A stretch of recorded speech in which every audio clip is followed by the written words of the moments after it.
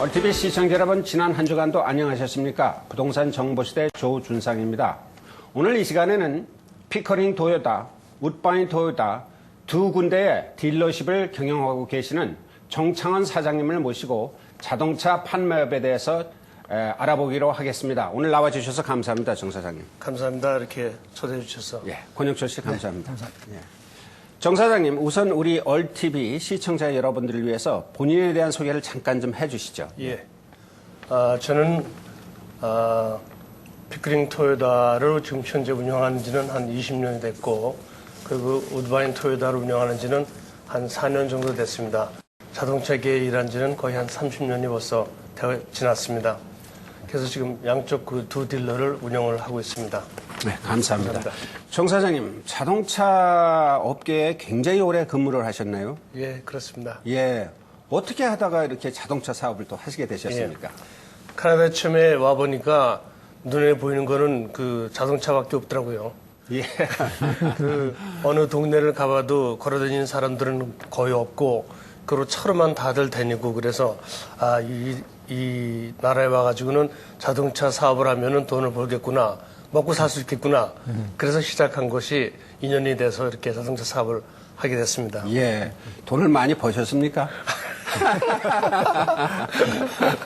그 권영철 씨, 사실 우리 정 사장님 같은 경우에는 우리 한인들 물론 이민제 역사가 한 40년 정도 됐는데 20년 전만 해도 뭐 자동차 딜러를 한다는 그런 생각을 한 한인들은 거의 없죠. 그러니까 이렇게 각 업계를 보면은 이제 그 선구자들이 있어요. 예. 근데 이제 우리 한인 자동차 업계에서는 우리 정창원 사장님이 선구자 역할을 했고, 예. 또 굉장히 성공적으로 잘 하고 있기 때문에 아마 우리 한인사의 자랑거리가 아닌가 저는 그렇게 생각하고 있습니다. 맞습니다. 예. 아이고, 감사합니다. 예. 정 사장님, 우리 캐나다는 언제 오셨죠? 캐나다는 1971년에 왔습니다. 71년도. 네. 근데 제가 듣기에는 한국을 떠나신 지는 그거보다 더 오래전에 떠나셨다고 예, 들었는데. 저는 한국은 1966년에 떠났고, 예. 그리고 캐나다는 1971년 인원에 와가지고 거의 한 40몇 년 이런 세월이 흘렀습니다. 예. 그 5년 동안은 어디 숨어 계셨어요? 예? 아르헨티나에, 예, 아르헨티나에. 남미에. 예. 예, 그러셨구나. 예. 그 71년도에 오셔가지고 뭐 그 오시자마자 무슨 차에 대한 그 비즈니스를 시작하셨습니까? 딜러십 하기 이전까지? 아닙니다. 그때는 제가 나이가 이제 어려가지고, 그때는 여기서 학교를 다녔고, 그리고 여기서 이제 제가, 대학을 졸업하자마자 어떻게 시작한 것이 이 자동차 계통의 일을 시작하게 됐습니다. 예. 네, 그래서 그 참 첫발을 디딘다는 게 이 사회가 가지고 굉장히 중요하듯이 제가 어떻게 학교를 끝나자마자 이 첫발을 자동차 업계에 디딘 것이 인연이 돼서 오늘날 이렇게 제가 자동차 딜러십을 하고 있습니다. 예. 물론 뭐 한인으로서는 그 딜러십 지금 하시는 분이 제가 알기로 한 두세 분이 계신데 그 중에서 뭐 제일 먼저 하신 걸로 제가 알고 있습니다. 예, 그렇지는 않고 사실 제가 하기 전에 한국 분들이 여기 캐나다에서 그 자동차 딜러십 하신 분들이 몇 분이 계십니다. 그렇습니까? 네, 그분들이 현재 뭐 여차여차해서 그만두신 분들 또는 리타이어 하신 분들 그런 분들이 계시지만 그 한 세 분 정도가 제가 하기 전에 벌써 하셨는데 그때는 경기도 좀 좋지 않고 그리고 또 어떤 분은 또 리타이어도 하시고 해서 지금은 저하고 또 다른 분 한 분하고 그리고 한 두 분이 그냥 그 새차 딜러십을 하는 걸로 알고 있습니다. 예. 그 딜러십에도 이제 새차 딜러십이 있고 그렇죠. 또 유스트카 딜러십이 있고 그렇게 그렇죠. 나뉘죠? 예. 그럼 정 사장님은 지금 죄송합니다. 이제 차 딜러십을 20년간 하셨는데 예. 이제 두 군데서 하시고 계시죠? 예, 그렇습니다. 그럼 결국은 토요타만 취급을 하는 거죠, 되게. 그렇죠. 새 차는 토요타만 하고 중고차는 이제 all makes, all brand를 취급하고 있습니다. 그러면 중고차도 같이 세차하고 이렇게 되게 딜러십에서 취급을 하는 건가요? 그렇죠. 네. 예. 딜러십이 이제 큰 데를 가면은 이제 유스트카 파는 데가 있고 세차 파는 데가 이게 분리가 나눠져 있죠. 그렇죠. 예. 그다음에 이제 그 메인티넌스 해주는 데가 또 따로 있고, 예. 어느 데 작은 데를 가면 이제 유스트카만 파는 데가 있고 이제 그러니까 정상님이 하신 데는 이제 규모가 크니까 예. 세 가지를 다 겸하는 것 같습니다. 그 딜러십 그 처음에 하셨을 때 굉장히 어려운 점이 많이 있을 거라고 생각이 되는데. 예. 한번 좀 그렇습니다. 예를 들어봐 주시죠. 예. 제가 사실 그 딜러십을 하기 전에 자동차 바디숍을 했습니다. 자동차 바디숍을 예. 학교 끝나고 시작해가지고 거의 한 10년 동안을 자동차 바디숍을 한 것이 이제 2년이 됐고, 그 다음에 바디숍을 하고 제가 그 업을 체인지한 게 호텔 업을 들어갔습니다. 그래서 제가 호텔 업을 거의 한 10년 정도를 했습니다.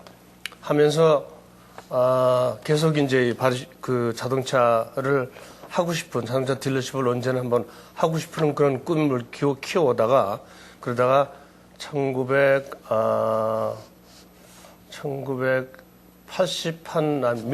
86년 그때 제가 여기 GM 딜러하고 그리고 토요타 딜러를 어플라이를 했습니다.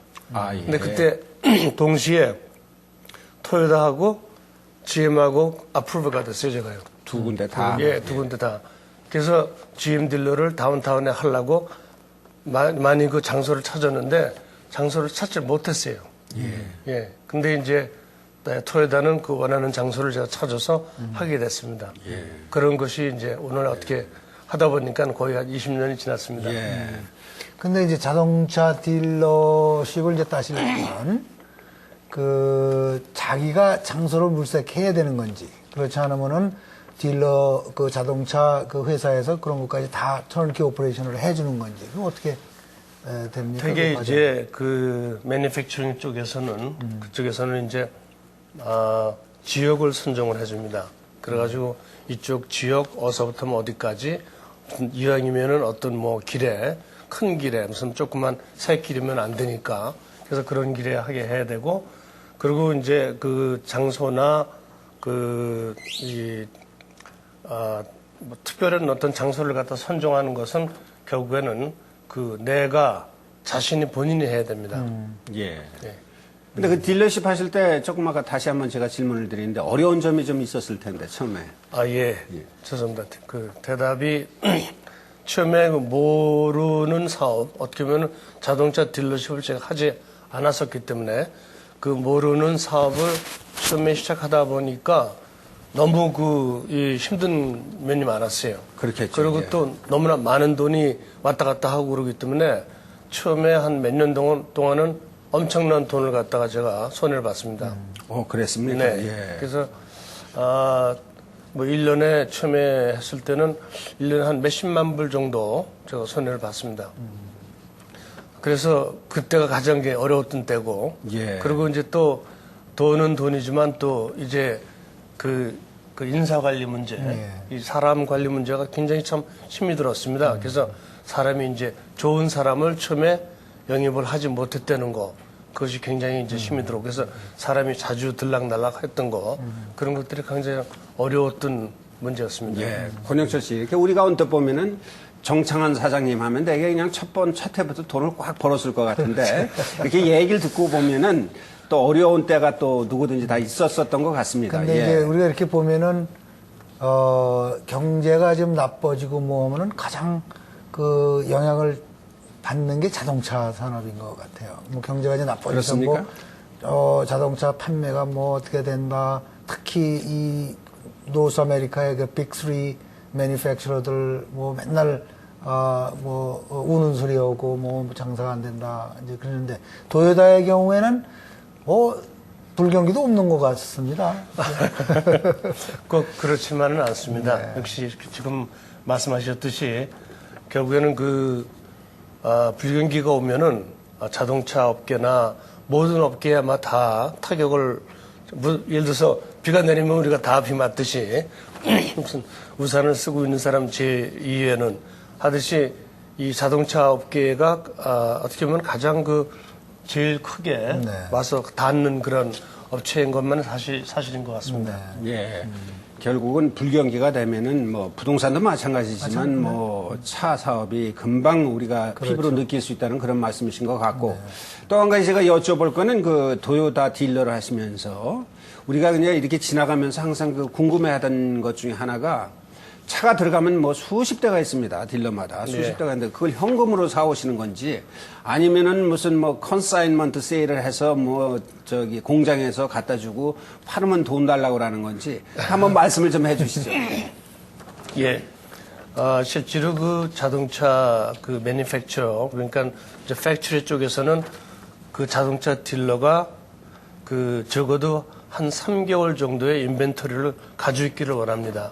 그래서 이제 예를 들어서 저희 그 딜러에서 한 달에 100대를 만약에 판다 하면은 그러면 300대의 인벤토리를 갖다가 가지고 있기를 원하고 그리고 300대에 대한 그 돈의 가격은 그냥 플러스 마이너스 한 대당 2만 불씩만 잡아도 거의 한 10 밀리언, 뭐 6 밀리언, 6 밀리언 정도, 네, 6 밀리언 예, 그 정도가 됩니다. 그래서 그거는 되게 이제 은행에서 파이낸싱이 가능하고 또 내가 돈에 여유가 있으면 내 돈을 집어넣고 그거를 내가 오운할 수도 있고 그렇습니다. 어쨌든 그 자금에 좀 여유가 좀 있어야 되시는 건데. 그렇죠. 그러면 예. 3개월을 이제 3개월치를 확보하고 있는 것이 좋다 그렇게 생각하는데 보통 지금 현재 그 두 군데에서 한 달 그 팔리는 판매량이 보통 몇 대나 됩니까? 실례가 아닌가 모르겠는데. 예, 지금 작년에 저희 그 실적을 보면은 저희가 한 작년에 그 매달 그 틀리니까 근데 연으로 보면은 양쪽 딜러에서 저희가 한 3,000대 정도 판 것 같습니다. 3,000대. 참 참 많이 팔았네요. 위험해. 그거 조그맣게 말씀하시는 뭐 차 한 대 2만 불씩 계산하셨는데 요새 2만 불짜리가 있습니까? 거의 뭐 저는 10 밀리언 달러 얘기한 게 3만 불은 쳐야 된다 생각을 했는데 어쨌든 간에 3,000대면 그 돈으로 환산하면 굉장한 금액입니다. 굉장한 금액이에요. 예. 네. 정사님이 그 돈을 다 버시는 겁니까? 근데 제가 듣기에는 그 차를 파는 데는 그렇게 뭐 이문이 많은 게 아니다. 그런데 그게 예. 사실입니까?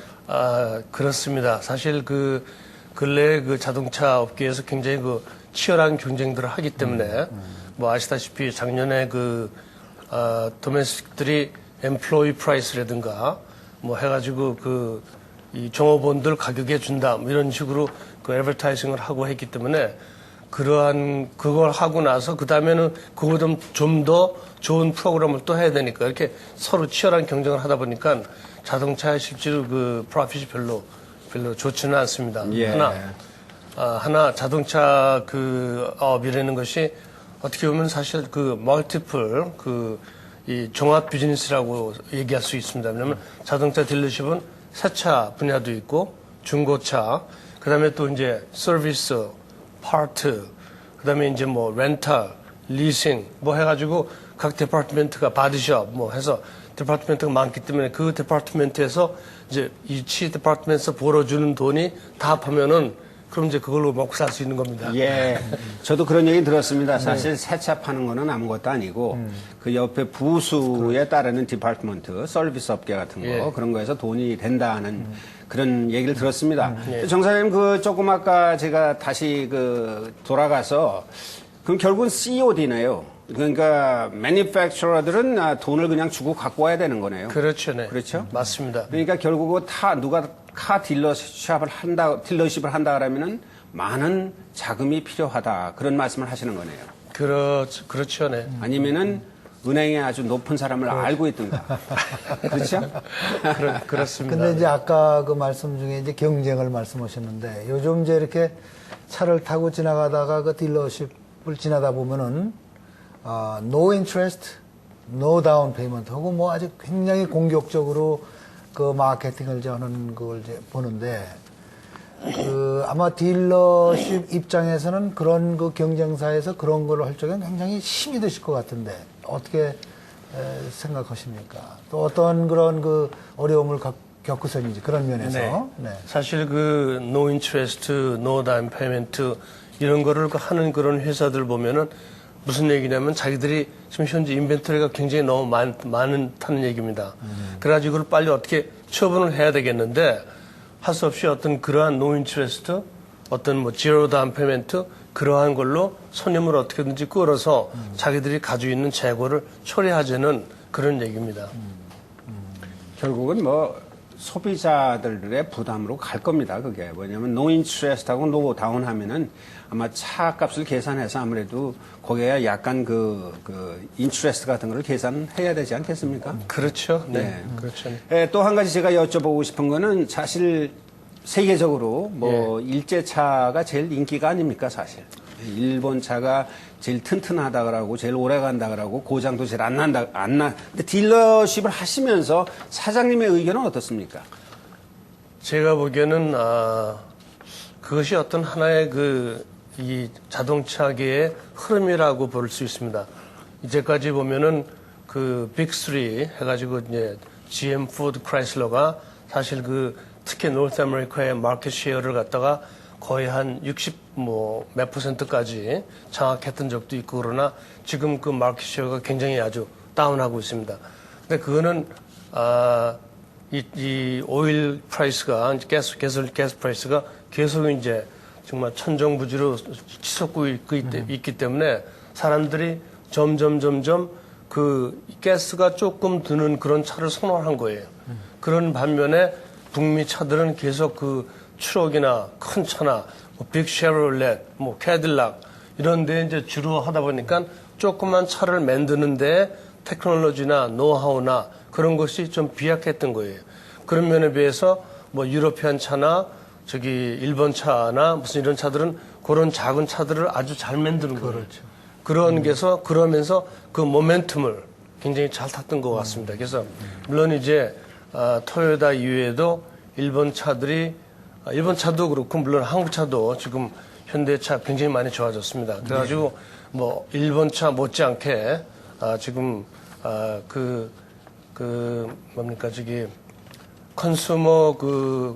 컨슈머들 컨피던스라든가 그걸 보면은 지금 그 레이팅이 굉장히 아주 좀 탑을 달리고 있는데 한국 차도 많이 좋아졌고 그래서 꼭 일본 차만이 그 퀄리티가 좋은 거는 아닙니다. 다만 지금 일본 차들이 이제 그런 모멘텀을 타다 보니까 이제 컨슈머들이 저 사람이 이제 토요타면 토요타, 혼다면 혼다 샀다 하니까 따라서 이제 이렇게 사는 경우가 많다 보니까 지금 어쨌든 토요타나 혼다가 이제 상승을 하고 있는 겁니다. 아주 솔직한 면이 마음에 듭니다. 그렇게 토요타 딜러를 하시면서 감사합니다. 꼭 일본 차가 최고가 아니라는 그런 말씀을 해주셨는데 요새 권영철 씨 한참 또 유행하고 있는 단어가 하이브리드 차.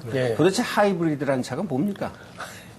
이 하이브리드 차는 사실 지금 현재까지는 큰 엔진을 만들고 큰 차를 갖다가 끌려면은 엔진이 커야 되는데 그러려면은 이 비싼 가솔린을 갖다가 어마어마하게 많이 써야 되니까 가솔린 비가 많이 듭니다. 그래서 그거를 줄이기 위해서 제일 첫 번에 한 것이 자동차의 무게를 줄이고 그리고 자동차의 사이즈를 줄이고 그리고 엔진 사이즈를 줄인 겁니다. 해서 엔진 사이즈를 이제 예서 8기통을 갖다 4기통으로 만들고 그럼 4기통 가지고 그걸 이 차를 끌려면은 힘이 없으니까 4기통 플러스 이 배터리.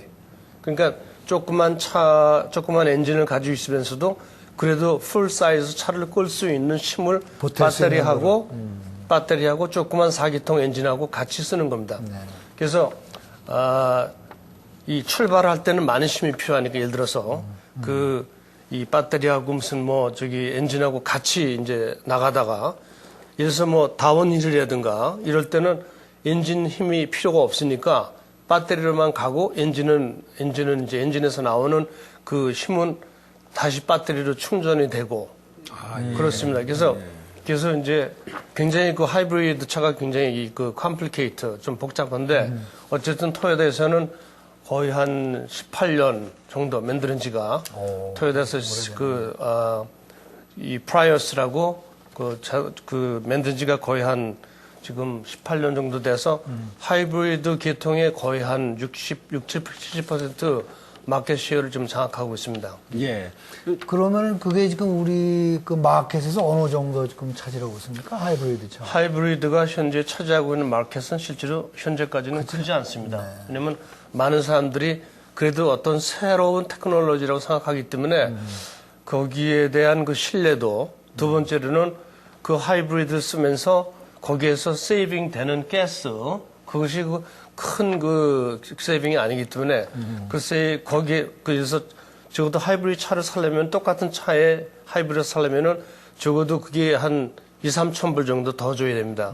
예. 그럼 가스에서 세이빙 되는 거를 갖다가 환산을 한다면은 거의 한 4, 5년을 타야지 거기 본전이 빠진다는 얘기입니다. 뭐 차 3년, 4년 타는 사람들은 그게 전혀 그렇다고 볼 수도 있죠. 이제 네. 그래서 그 하이브리드 차가 이제 일반 보편화되기에는 좀 시간이 좀 걸려야겠네요. 그렇죠? 그렇지만 이제 꼭 무슨 뭐 우리가 돈만 따지지 않고 예를 들어서 지금 현재 지구 온난화라든가 그런 것이 굉장히 문제가 되고 있지 않습니까? 그래서 좀 그 친환경을 생각하는 사람들 그리고 지구 온난화를 갖다가 이제 좀 worry해서 좀 많은 폴루션을 갖다가 일으키지 않을 수 있는 차 아무래도 그 엔진이 좋고 가스를 조금 쏘니까 그래서 이제 많은 그 캘리포니아 같은 경우에는 그 주에서 그 하이브리드나 그런 걸 굉장히 선호하고 그리고 또 이제 갤런당 몇 킬로미터 이상은 가야 된다 하는 그런 것 아주 스트릭트한 그런 러가 있습니다. 결국은 개인들이 무슨 볼런티어로 내가 하이브리드 친환경을 생각해서 하이브리드 차를 그걸 산다는 거는 어려운 얘기고 결국은 정부에서 이제 그걸 맨데토리로 법으로 이제 아마 강화를 하겠죠 언젠가는. 그런 방향으로 가겠죠. 그렇죠. 지금 현재도 하이브리드를 사시면은 카나다 정부에서도 그 하이브리드를 사시는 분한테 들어오는 그 리베이트가 있습니다. 정부에서 그러니까 뭐 차 종류에 따라서 2,000불, 뭐 1,000불, 어떤 건 3,000불까지 그렇게 그 리베이트를 줍니다. 예. 그러면 이제 보면은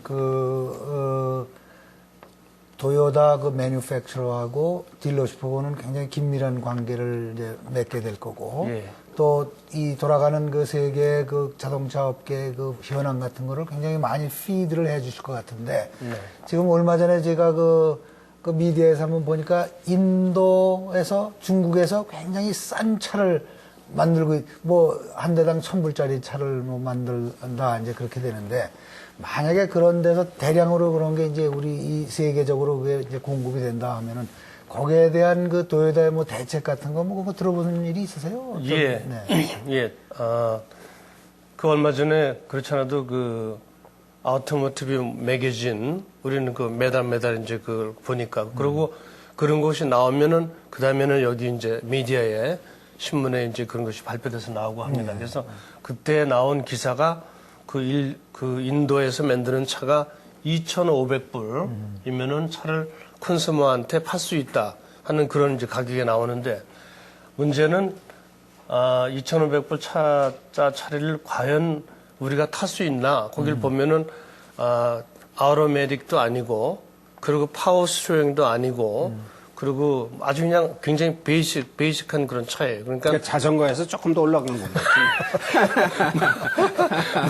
그렇다고 보시면 아마 뭐 대충 그렇겠지. 그래서 그런 차를 우리가 들여온다 하더라도 첫째는 이 노스 아메리카에 또 이 스탠다드라는 게 있으니까 에미션 컨트롤이라든가 세이프티라든가 뭐 충격했을 때 우리가 거기에서 과연 살아남을 수 있는 차량이 될 수 있나 이런 것도 중요하기 때문에 그런 차들을 과연 나온다 하더라도 얼마나 많은 사람들이 살 수 있을까 그러고 정부에서 첫째 그 차들이 들어오려면은 아주 엄격한 그러한 그 검사가 있기 때문에 그 어떤 그 절차를 거쳐야 되기 때문에 그렇게 쉽게는 아마 그렇게 싸구려 차가 들어올 수는 없을 겁니다. 예, 당연하겠죠. 근데 이제 재미난 얘기는 포드가 GM한테 이제 그 업계에 이제 1위 자리를 뺏길 적에 GM은 이미 스탠다드에서 오토매틱으로 그걸 바꿔갈 적에 포드는 이거는 오토매틱은 아니다 하고 스탠다드를 고집을 했기 때문에 그게 추월이 됐거든요.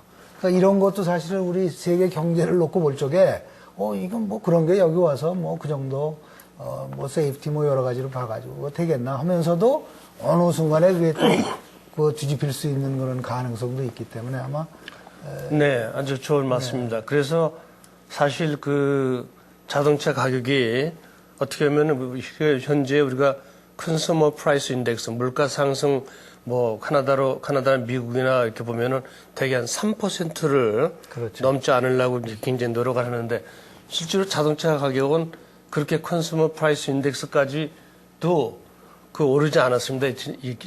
지난 그 한 10년, 20년을 보면은 예. 이 가격 상승이 거의 어떤 경우 많은 경우에는 가격을 차라리 낮춘 지금 캐나다 같은 경우에는 지금 토요타에서 요번에 그 MSRP 그러니까 그 이 8월 하는 그 가격을 거의 한 뭐 몇천 불씩 내렸습니다. 그리고 렉서스 같은 경우는 뭐 한 7,500불. 아니, 그건 캐나다 달러 상승 때문에 그런 거 아닙니까? 그렇습니다. 네, 그렇습니다. 미국하고 너무 차이가 이제 가격 차이 나다 보니까 많은 사람들이 미국에 건너가서 거기에서 차를 사는 사람도 있고 해서 그런 거를 이제 좀 더 이렇게 잠재우기 위해서 이제 그렇게 한 것 같습니다. 사실 저를 포함해서 이제 좀 대화를 좀 바꿔서 저를 포함해서 물론 우리 시청자 여러분들도 많이 궁금해 하실 텐데 도대체 차를 사는 게 좋은가 아니면은 리싱을 하는 게 좋은가? 그 많은 그 질문을 이제 우리가 이제 듣고 또 하고 그러는데 우리 사장님 모셨으니 한번 그 얘기를 한번 들어보기로 하죠. 예, 좋습니다. 사실 이 문제는 어떻게 계리사가 아카운턴트가 사실 대답해야 되는 게 아닌가 하는데 그거는 개개인에 따라서 이 사람은 사는 게 좋고 저 사람은 리스하는 게 좋다. 그렇게 대답이 되겠습니다. 첫째는 리스를 얘기를 한다면은 내가 과연 리스를 해야 되느냐 사야 되느냐. 그럼 리스의 장점은 첫째는 우선 monthly payment가 작습니다. 이 순전히 그 자동차의 depreciation 플러스 인트레스트만 내가 내면 되니까 그래서 monthly payment가 예를 들어서 사는 것보다 리스라면 대개 한 100불 그냥 에버리지 차로 얘기한다면은 한 100불 플러스의 그 세이브를 할 수가 있습니다. monthly payment. 그래서 나는 그 현재 내 상황이 경제 상황이 내가 그 monthly payment를 하이할 수가 없다. 그래서 나는 monthly payment가 로우한 거를 원한다. 그러는 사람을 리스라는 게 좋습니다. 그리고 또 두 번째로 리스의 그 장점은 리스라면 그 리스 페이먼트, monthly 페이먼트 나가는 것이 내가 사업을 하는 분한테는 그것이 다 텍스 100% 라이트업이 됩니다. 그리고 또 장점이 있다면은 리스를 하시면은 몇 년마다 자주 차를 갖다 새 차를 타실 수 있으니까 그런 또 장점이 있고 이제 반면에 차를 사시는 분 쪽에는 내가 돈은 뭐 원스 페이먼트가 얼마가 나가고 나는 또 현찰로 다 살 수 있고 어쩌고 해서 나는 사는 게 난 좋겠다 하는 그런 분들한테는 사시는 게 좋습니다. 그리고 또 그 사시는 쪽을 타시는 분한테는 차를 나는 사가지고 오래 타야 되겠다 하시는 분한테는 사는 것이 좋습니다. 그래야지 내가 뭐 4년이면 4년 페이가 끝났을 적에는 페이먼트가 끝났을 적에는 그 차가 내 차가 되고 그 이후부터는 페이를 할 필요가 없으니까요. 그것이 이제 장점이고 그다음에 자동차를 사시면은 내 차가 되기 때문에 내 사업을 하시는 분들한테는 자동차가 매년 그 감가상각 디프리시에이션 하는 만큼의 이제 그 텍스 라이트업을 할 수 있습니다. 그래서 어떻게 보면은 텍스 라이트업이 monthly payment 하는 것보다 많을 수도 있습니다. 왜냐하면 자동차는 몇 년 안에 다 라이트업을 시킬 수 있으니까. 그것이 이제 대충 그냥 monthly payment를 내가 어떻게 할 건가, 내가 또 오래 탈 건가, 나는 차를 갖다 매년 이렇게 매년이 아니라 한 3년 내지 4년마다 바꾸기를 원한다. 새 차를 타기 원한다. 이런 분한테는 리스하는 게 좋습니다. 근데 이제 저 같은 경우는 이제 처음에는 리스를 해서 탔어요. 그래서 뭐 지금 정 사장님 말씀하신 대로 그 리스가 끝나면 새 차로도 좀 다른 차 이제 새 차로 좀 바꿀 수 있고 이제 그런 것 때문에 이제 그렇게 했는데 이 리스가 끝났을 적에 제 마일리지가 항상 많이 다니다 보니까 오버 마일리지가 되는 거예요. 거기에 대한 페널티를 이렇게 물다 보니까 그 차종에서 벗어날 수가 없어요. 그 회사에. 나는 지금 예를 들어서 포드를 타는데 토요타를 바꾸고 싶다. 근데 이 페널티가 너무 많으니까 결국은 다시 제가 포드를 타는 그런 조건으로 그걸 좀 조금 이제 이렇게 리듀스를 해주면서 또 그걸 사게 돼요. 그러니까 거기에 얽매여져 가지고 꼼짝을 못 하겠더라고요. 권영철 씨 같은 분은 드라이브를 안 하시면 됩니다.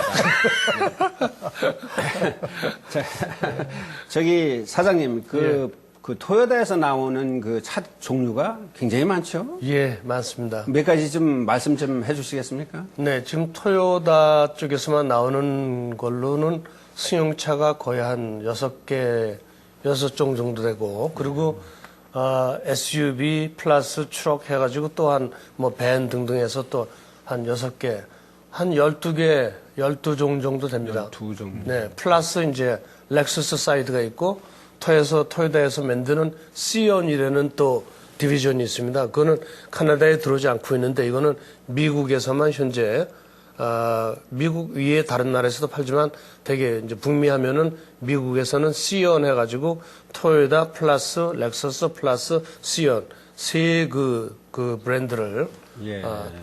그 디바이드 해가지고 팔고 있습니다. 제가 그 질문을 한번 예. 그 지금 피커링에서 하시죠? 그러면 그 오샤하고 굉장히 가깝죠. 오샤가 GM 이제 공장이 있고. 예.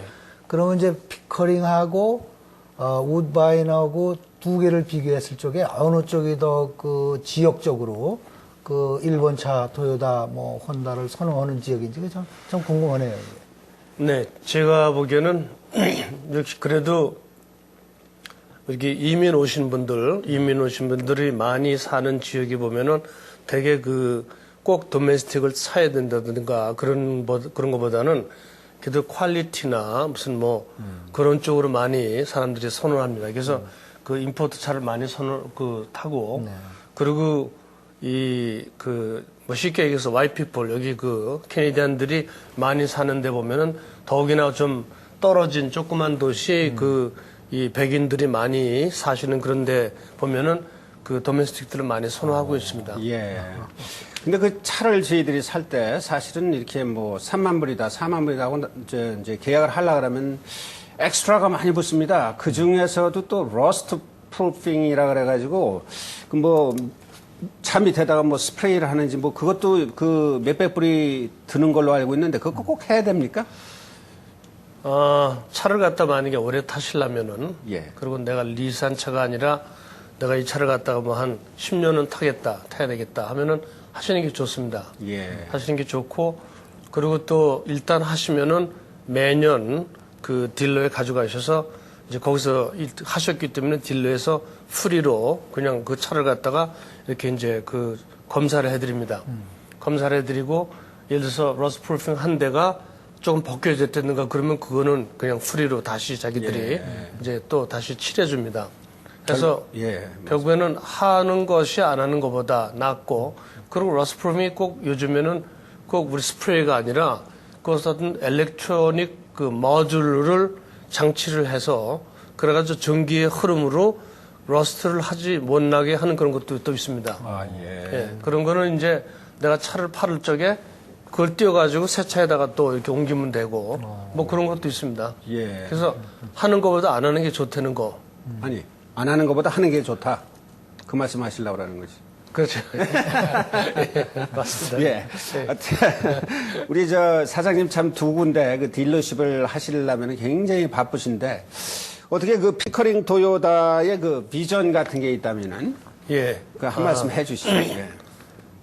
우선 우리 피커링 토요타나 우드바인 토요타의 비전이라고 한다면은 우리가 그냥 열심히 그 일만 하고 돈만 버는 것도 중요하지만 그래도 이 사회에 그래도 기여하는 그러한 어떤 사업체 그리고 특히 우리 한인 사회에 좀 더 환원할 수 있는 그런 사업체로 이렇게 열심히 일을 할까 생각하고 있습니다. 아주 좋으신 말씀입니다. 네. 그러잖아도 우리 정 사장님 피커링 토요타, 우드바인 토요타 그 한인 사회를 위해서 많이 그 좋은 일 하시는 걸 제가 신문지에서 많이 자주 봅니다.